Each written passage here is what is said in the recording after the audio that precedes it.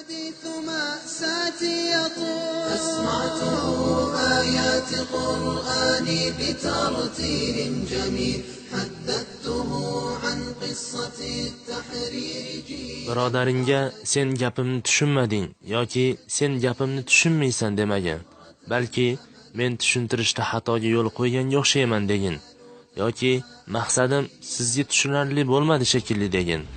Birodaringga bu gapni tushunishga aqling yetmaydi dema, balki ehtimol yana bir marta fikrlab, o'ylab ko'rarsan. Alloh seni tushunishga muvaffaq qilsin degin.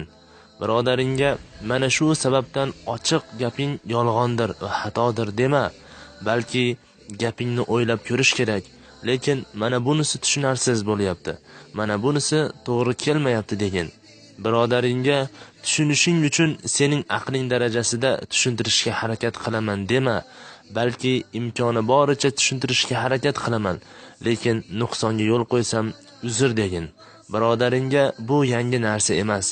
Hamma gaping boshqalarni takrorlash va nusxa ko'chirishdan iborat dema, balki Alloh seni yaxshilik bilan mukofotlasin. Ko'proq foyda uchun falon kitobni yoki mavzuni ko'rish kerak degin.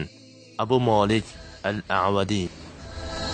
بكتائب الإيمان بكتائب الإيمان بكتائب